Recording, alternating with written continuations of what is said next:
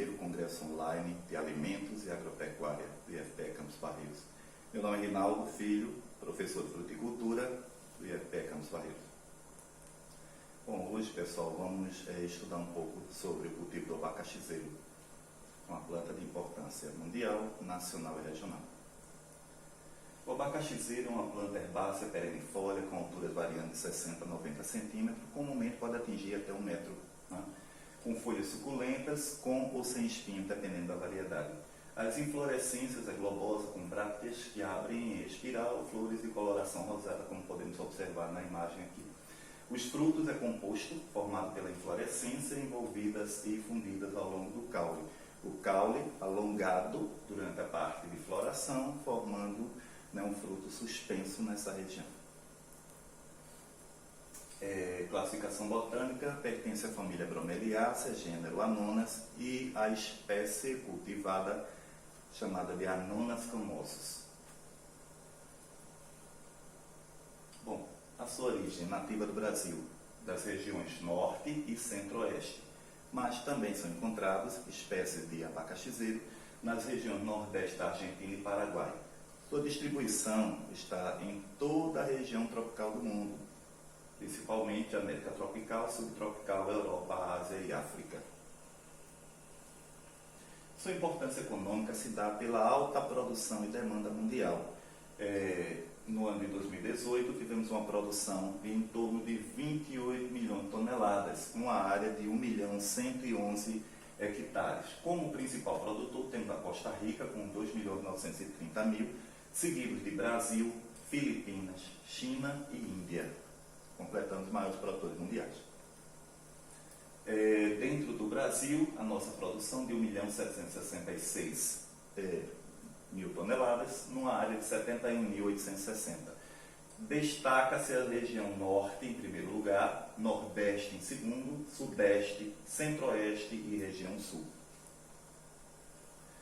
Entre os estados produtores, com maior destaque, o estado maior produtor, o estado do Pará, com 426.000 toneladas, Paraíba com 334.000, Minas Gerais em terceiro, quarto Rio de Janeiro, quinto São Paulo. O estado de Pernambuco não está no ranking entre os primeiros, mas já tem uma expressiva produção dessa cultura com 29.236 toneladas.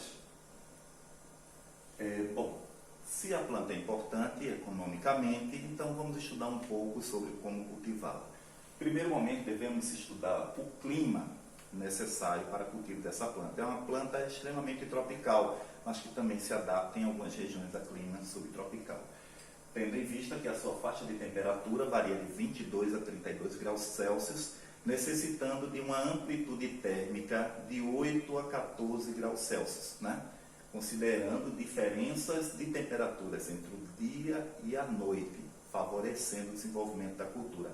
Em relação à precipitação, é uma planta que necessita de água, em torno de 1.200 milímetros a 1.500 milímetros bem distribuídos. Em relação à luminosidade, em torno de 2.500 horas-luz até 3.000 horas-luz, distribuídas entre os dias entre 6,8 a 8,2 horas-luz, são condições necessárias para o cultivo dessa cultura. Em relação à umidade relativa do ar, 72% ou superior, favorece o seu melhor desenvolvimento. Bom, e o solo para cultivo? Se adapta-se bem melhor em solos de textura média. Lembrando, aqueles solos que apresentam quantidade de argila variando entre 15% e 35% de argila, com, no mínimo, 15% de areia. Profundos, bem drenados e com boa aeração. Essas características favorecem o melhor desenvolvimento da cultura. Mas também consideramos que em solos arenosos, com boa aeração e drenagem, a cultura desenvolve bem, da mesma forma que pode desenvolver bem em solos argilosos, desde que bem aerados e bem drenados. Preparo do solo.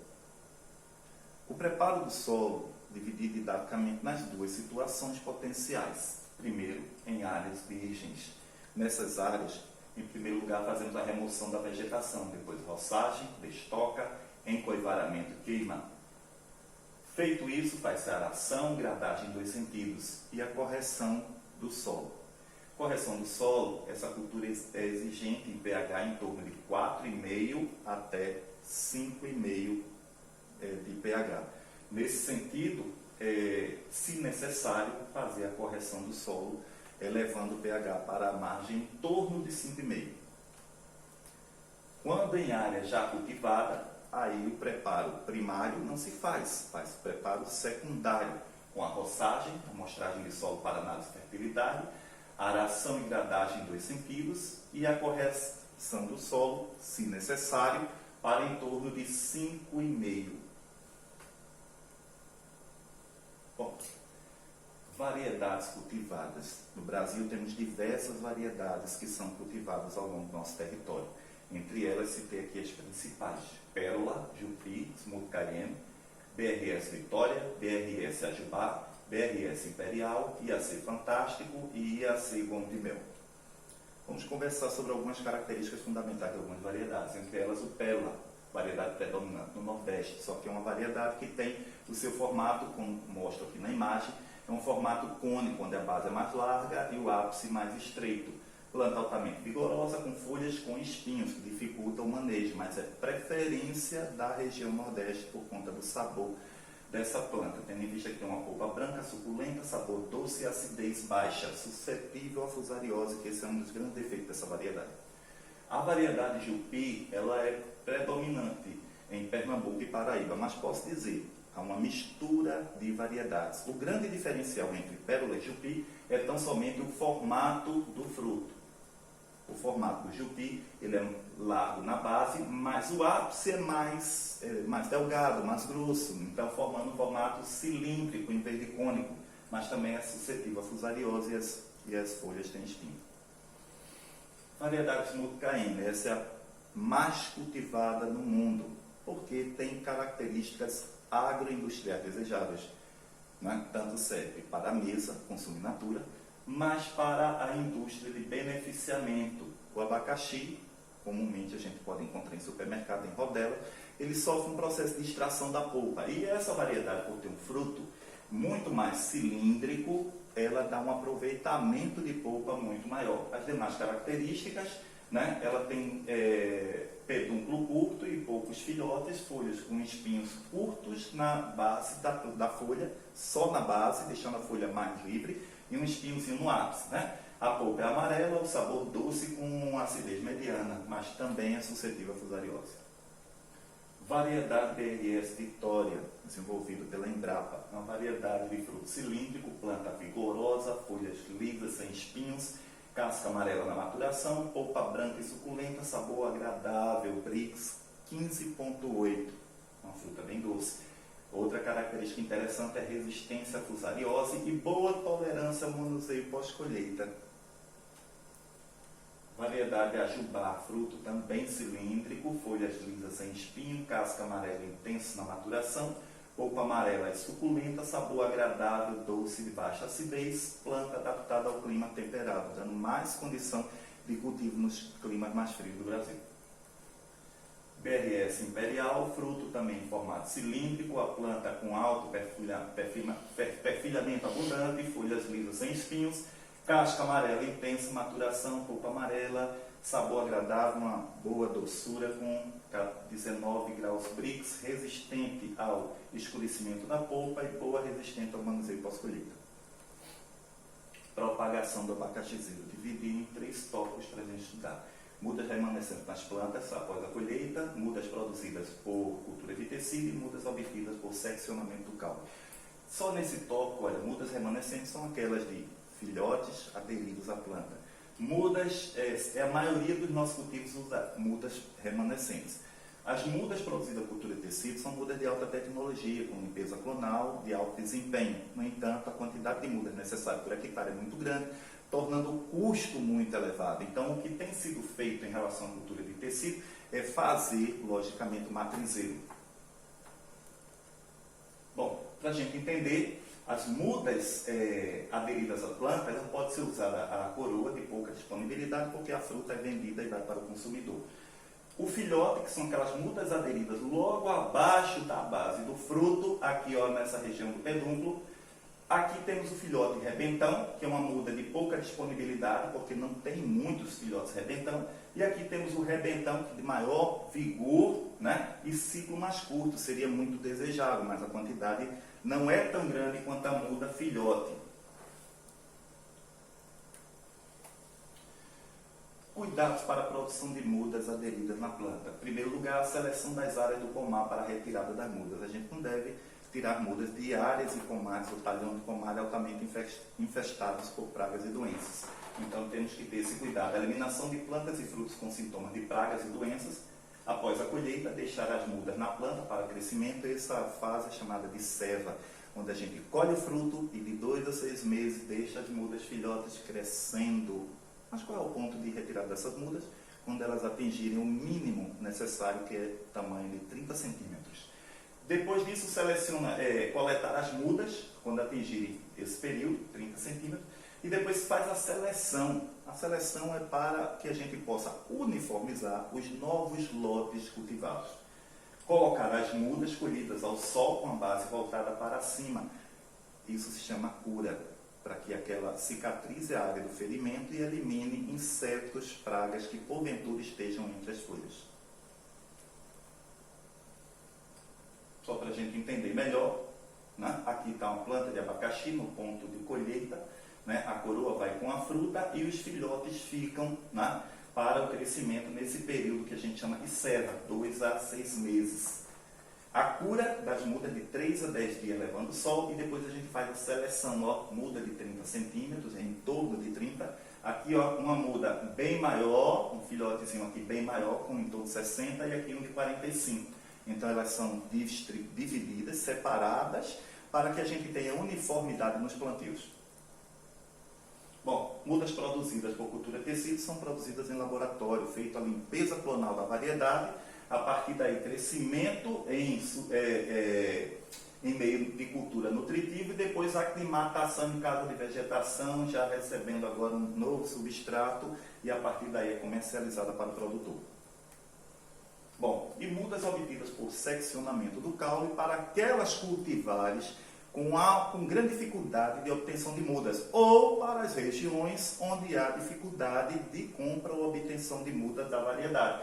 Então aí o produtor pode pegar o caule daquelas plantas que está retirando, fazer uma tola leve e seccionar transversalmente ou longitudinalmente e plantar em canteiros para que haja brotação. Quando corta o caule, ocorre a indução de gemas, essas gemas que estão nas bases das folhas, nas bainhas das folhas, essas gemas elas brotam e a partir daí emitem novas raízes e o produtor faz um seccionamento e leva e separa essas mudas do canteiro e essa muda coloca para crescer. Okay? Ciclo produtivo do abacaxizeiro, didaticamente dividir em 2 ciclos. Primeiro ciclo produtivo e segundo ciclo. O primeiro ciclo é quando a gente planta, desenvolve a planta, ela flora, desenvolve o fruto e vem a colheita. Mas em abacaxizeiro ainda é possível ter o segundo ciclo, e em alguns casos um terceiro ciclo produtivo, que a gente chama segundo ciclo de soca. Ou seja, o cultivo daquela planta que já foi colhida através da manutenção de um filhote aderido ao caule para desenvolvimento e produção de fruto. Vamos ver como é? Gente, primeiro ciclo produtivo. O desenho esquemático aqui já mostra muito, né?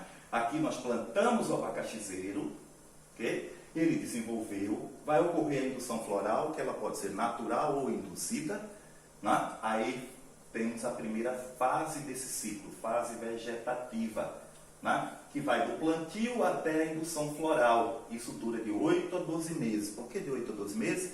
Porque dependendo do tamanho da muda, ela tem fase de crescimento diferente, ou seja, idades diferentes de crescimento. A partir daí ela vai emitir a sua floração, ou vai ser induzida a floração, iniciando a segunda fase, fase reprodutiva. Da indução floral ao fruto maduro dura de 5 a 6 meses. Então aí a gente já sabe, induziu, apareceu flor, contar 5 a 6 meses para a colheita do fruto. Esse primeiro ciclo produtivo, ó, vai de 13 meses, dependendo do tipo de muda, até 18 meses para a coleta dos frutos. Já o segundo ciclo, ele inicia quando no primeiro ciclo ocorre a indução floral. Nesse momento da indução floral, nós teremos mudas aderidas, brotações de mudas, tanto rebentão quanto filhote rebentão, quanto os filhotes que vão surgir nessa região. Então, inicia na indução floral do primeiro ciclo, desenvolvimento de mudas filhote quando desenvolve a fruta. A duração pode ser de 4 a 10 meses, quando a muda é de filhote, mas se porventura for rebentão, pode durar de 2 a 6 meses a primeira fase, até essa nova plantinha aqui, essa nova mudinha que vai ser deixada na planta mãe lançar uma nova inflorescência. Aí vem a segunda fase reprodutiva, com a indução floral natural, formação da inflorescência, formação e desenvolvimento do fruto. O ciclo todo vai de 11 meses a 13 meses. Plantio do abacaxizeiro. Época de plantio, plantio em cola, suco, espaçamento e densidade. Pessoal, devemos levar em consideração o regime que a gente vai plantar, sequeiro ou irrigado. Se em regime de sequeiro, o plantio deve ser no final do período seco e início do período chuvoso, porque essa muda vai depender de umidade para o estabelecimento do sistema radicular. Mas quando em plantio em áreas irrigadas, pode ser feito em qualquer época do ano. Okay? Nesse sentido, o plantio irrigado ainda leva uma vantagem a mais, de você poder controlar o ciclo produtivo, levando a sua planta a produzir nas épocas que economicamente seja mais viável. Ou seja, fugindo da produção da florada natural, da produção desses frutos em grande quantidade, evitando elevar a demanda, assim, a oferta desse fruto, colocando frutos aonde a demanda é maior. E aí obtivemos preços melhores. O plantio, ele deve ser em quadras separadas por tamanho das mudas, como a gente já tinha visto anteriormente, que tem uma influência do tamanho da muda no ciclo produtivo. Então, devemos uniformizar, dividindo em quadras. Feita a marcação dos alinhamentos, a abertura das covas, que podem ser covas ou sulcos de plantio. Fazemos a distribuição das mudas. O plantio da muda dentro das covas ou sulcos deve obedecer 1/3 dessa muda para baixo, ou seja, 1/3 no plantio, enterrada, e 2/3 para cima. Em solos declivosos, o plantio ele é feito em curva de nível. Bom, um exemplo, plantio manual, foi feito o alinhamento, as mudas foram distribuídas dentro dos alinhamentos e a partir daí é feito o plantio pelos operacionais, por pessoas. Jamais é possível fazer o plantio mecanizado. Aqui tem um exemplo de uma plantadeira, né, chamada de Moto Agro TNA 1800, um dos modelos disponíveis no mercado, né? E o plantio mecanizado, ele usa 3 operacionais fazendo o trabalho de 10 pessoas. Já o espaçamento e a densidade de plantio vai ser a escolha do técnico da região. Ó, exemplo, Smooth fileira dupla, 90 por 40 por 30. 90 entre fileiras duplas, 40 centímetros entre as fileiras, né? E 30 centímetros entre plantas, um total de 51.280 plantas. Já no espaçamento de 1 metro, 40 por 40, 35.700 plantas. Vamos ver a variedade pérola em fileira dupla, 90 por 40 por 40, 38.460 plantas. E em fileira simples, 80 por 30, 41.660 plantas. Então, vai depender da escolha do espaçamento, a quantidade de muda necessária. Bom, aqui dá para a gente ver o desenho esquemático de como funciona a fileira simples, espaçamento entre linhas e entre plantas. Já no fileira dupla, a gente pode ver aqui, ó, a distribuição em triângulo, mas ó, uma fileira, 2 fileiras, espaçamento entre fileiras e entre plantas e entre duplas fileiras, que a gente viu anteriormente. Aqui uma imagem representativa, fileira simples, e aqui fileiras duplas, ok? Bom, tratos culturais, controle de plantas daninhas, adubação e irrigação.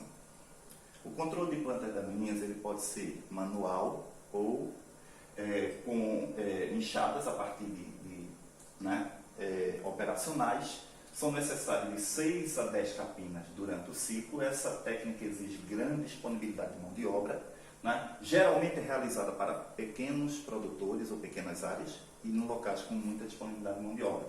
Aqui se faz a eliminação com enxada, chamada também de enxada corrida, tirando os matos, e chegando terra para a região do colo da planta aqui, ó, juntando terra, fazendo aquele trabalho de amontoa. Já o controle químico ele é indicado para áreas grandes, né? E para áreas que tenham pouca disponibilidade de mão de obra, né? É indicado em grandes plantios comerciais, utilizado em alta infestação de plantas daninhas, utiliza pouca mão de obra, mas é necessária orientação técnica na escolha do herbicida utilizado, a época que ele deve ser aplicado, a dosagem e os equipamentos de proteção individual. A imagem já é bem representativa. Uma pessoa fazendo a aplicação, né? E aqui o mato já queimado e a fileira ficando limpa. Próximo. Bom, a adubação do abacaxizeiro ele pode ser observado a partir da análise de solo que a gente já fez na inicial e durante o cultivo. Um dos pontos necessários é aqui a avaliação do estado nutricional. Como é que é feito isso? Pela análise da folha. Essa análise da folha considera a folha D. Aqui no desenho esquemático, a folha D é aquela folha que a partir da folha bandeira, ou inicial, é aquela folha, aquelas duas folhinhas aqui, ó, que está formando um ângulo de 45 graus com a planta. Essa é a folha mais fotossinteticamente ativa. Elas são coletadas, tem um esquema de coleta para elas e levada para fazer análise foliar. Da análise foliar deve-se observar o nível, porcentagem de nitrogênio na folha tem que ser maior que 1,2, fósforo maior que 0,08, potássio maior do que 2,8, cálcio maior do que 0,10 e magnésio maior do que 0,18. Esses níveis são indicativos se há necessidade da adubação para a reposição dos nutrientes necessários ou não. Bom, e a adubação do abacaxizeiro baseada na recomendação. A recomendação, a gente faz a análise de solo e faz a comparação da análise de solo com o manual de recomendação de adubação para o seu estado. Não devemos esquecer de observar a relação nitrogênio e potássio. Ela influencia diretamente na frutificação e na qualidade do fruto. Essa relação em solos com baixo teor de potássio ele deve elevar de 1,5 a 2,5 vezes o teor em solo baixo. Pessoal, modos de irrigação. A abacaxizeiro é uma bromélia e, como toda bromélia, acumula água. Então, tem esse dispositivo na planta que ele é bem interessante. Então, os modos de irrigação que tem sido usado em abacaxizeiro é a aspersão convencional, né? Onde utilizamos o sistema de irrigação para irrigar toda a área, mesmo induzindo a formação de muita erva daninha, plantas espontâneas, mas favorece o desenvolvimento da planta porque uma boa quantidade de água bate na folha e acumula entre as folhas dessa bromélia. Microaspersão, gotejamento e o pivô central também tem sido utilizado. Indução floral é um ponto fundamental no processo de produção que vai determinar, né, se você vai ter uma boa colheita e a época da colheita que você vai ter. Pessoal, a indução floral em abacaxizeiro não é uma coisa complexa não, é simples. Ela pode ser de duas formas, né? A aplicação de fitorreguladores na roseta foliar estimula a uniformidade do florescimento, garante a uniformidade da frutificação e a colheita em época com melhores preços. Essas são as vantagens de se fazer a indução floral, mas ela pode ser feita com dois tipos de produtos. Vamos lá? O primeiro é o carbureto de cálcio. É um produto barato, facilmente encontrado em lojas agrícolas. Como é que ele pode ser aplicado? Duas formas. A forma sólida e a forma líquida. A forma sólida deve-se fazer uma deposição de 0,5 a 1 grama por planta, uma pedrinha. As pedrinhas de carbureto de cálcio são quebradas nesse tamanho, ou já vem quebradas nesse tamanho, né? E você coloca no centro da planta, faz uma deposição, um funil, uma mangueira, um pedacinho de cano engaixado, você vai e deposita essa pedrinha ali e joga aqui, ó, na região da roseta foliar do abacaxizeiro. Lembrando que a roseta deve ter sido irrigada ou ter recebido uma chuva. Por quê? Porque precisa de água para que a reação que vai liberar o gás acetileno, que é um análogo ao fito-hormônio do florescimento, o etileno.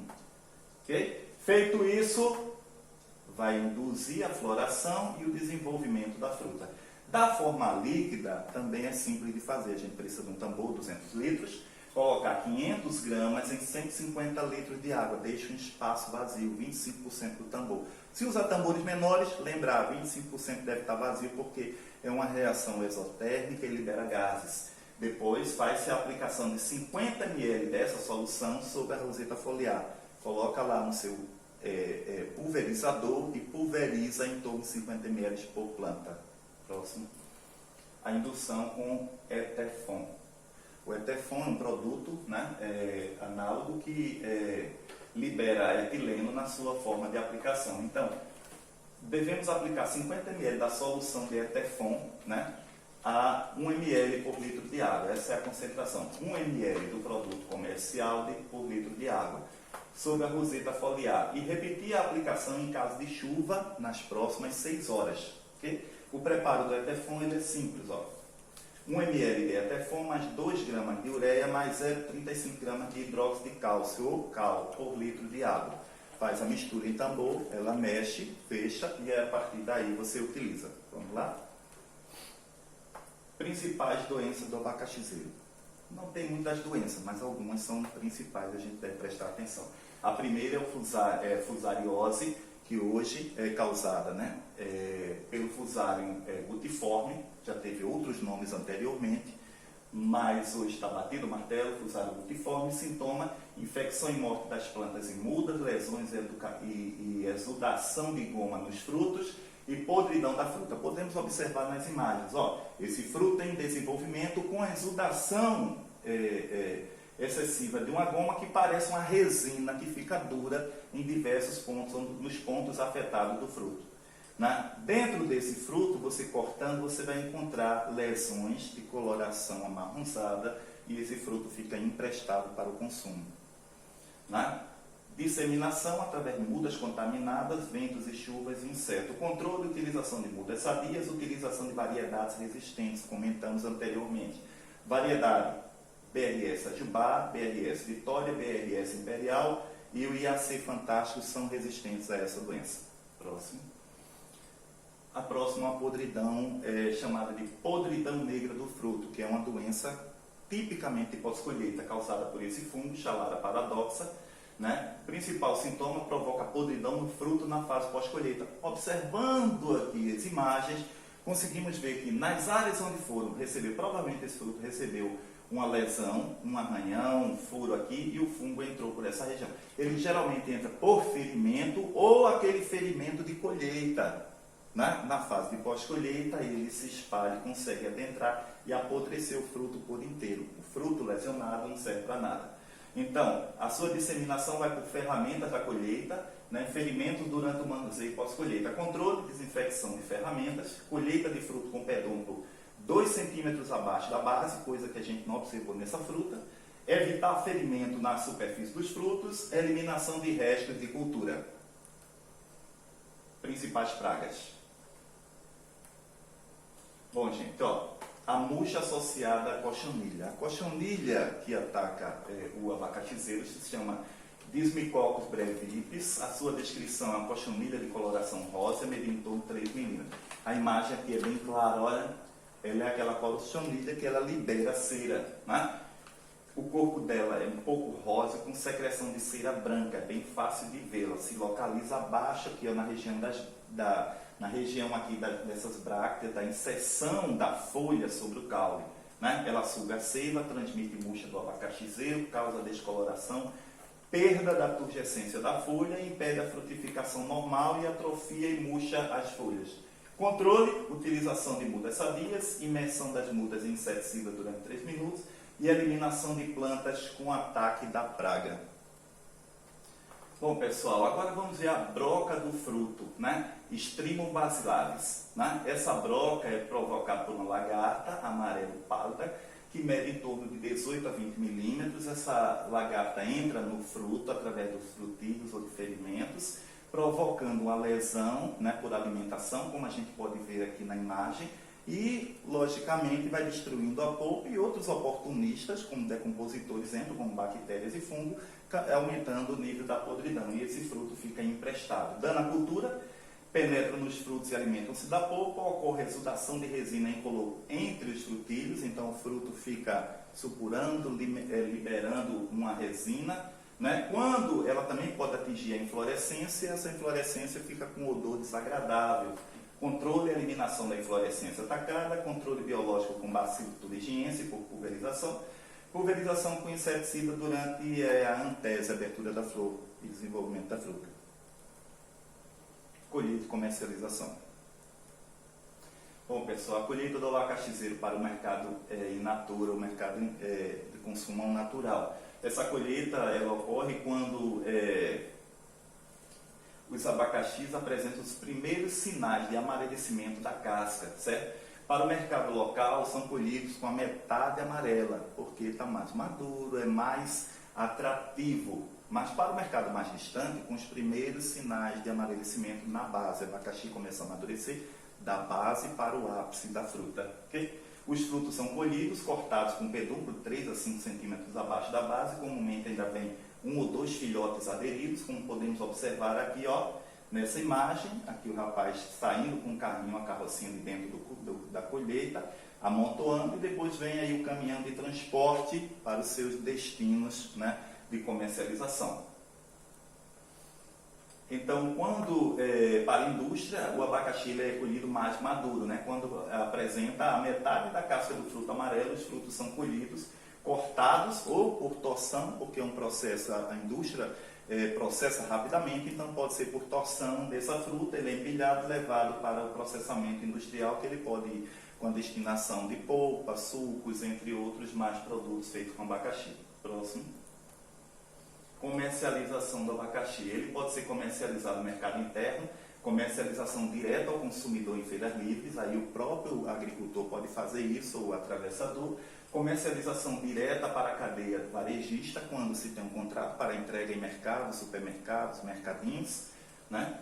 Comercialização com os atravessadores, que é uma grande parte do Brasil ainda, dos produtores brasileiros ainda faz esse tipo de comercialização, e em centrais de abastecimento, os famosos CEASAs, onde hoje em torno de 30% da produção de abacaxi é comercializado no CEASA. Aqui temos exemplo, feira livre, comércio varejista, o abacaxi em um supermercado, e aqui o atravessador que chega no campo, faz, né, a sua proposta, o abacaxi é cortado, pesado, e ele empilha e leva no caminhão para os destinos diversos. Bom, comercialização do abacaxi nas centrais de abastecimento. Aqui temos os dados relativos às colheitas entre 2012 e 2018, a CEAGESP em São Paulo, comercializando grande volume de abacaxi, seguido da de Minas Gerais, Belo Horizonte, a do Rio de Janeiro, Vitória, Curitiba, Brasília, Goiânia, Recife e Fortaleza.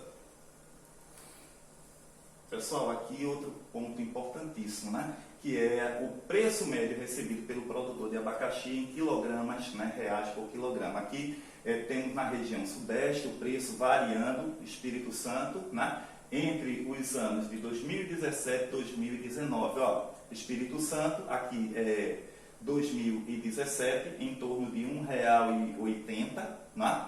R$ 1,80, 2018 caiu um pouquinho, aqui ó, dá para a gente perceber em torno de R$ 1,70. Aqui ó, Rio de Janeiro em torno de R$ 1,10, aqui R$ 1, R$ 1,10. Minas Gerais variando em torno de R$ 1,50, R$ 1,30. Né? E em São Paulo em torno de R$ 1,80, R$ 1,50 para os anos 2017 e 2018. Já na região Nordeste, ó, Alagoas, vale menos que R$ 1, em torno de R$ 1, Bahia acima de R$ 1,30, R$ 1,40, Ceará passando dos R$ 2 aqui no ano 2017 e aqui em 2018 em torno de R$ 1,70, Paraíba R$ 1,20, em torno de R$ 1,20, e Pernambuco 2017 em torno de 80 centavos, 2018 passando de R$ 1,20 aqui. Rio Grande do Norte atingiu 17, acima de R$ 2 por quilo. caindo em 2018 aqui para em torno de R$ 1,30 mais ou menos, e em Sergipe em torno de R$ 1,00 em 2018, em torno de 60 centavos em 2017, em torno de 60 centavos em 2018. Pessoal, a exportação brasileira de abacaxi ao longo desde 2012 até 2019, né? Em verde, nessa coluna, temos o abacaxi fruta fresca, que foi crescendo a exportação brasileira, mas ainda é pouco, e o preço pago em dólar por quilograma, aqui é em torno de 60 centavos de dólar exportação, variando aqui ao longo dos anos, né? Mas o abacaxi, ele preparado e processado, logicamente que atinge um valor muito maior, e o suco de abacaxi, né, teve uns valores bem elevados, mas com certeza processado, valores muito maiores do que a fruta in natura, como podemos ver no gráfico. Bom, preços médios praticados na exportação de abacaxi, o mundo aqui, ó, fruta fresca em torno de 50 centavos, né? As regiões da África um pouco mais, 80 centavos, Américas em torno de 50 centavos de dólar, lembrando, a unidade aqui é dólar por quilograma, né? Atingindo os maiores preços na Europa e Oceania. Bibliografia consultada.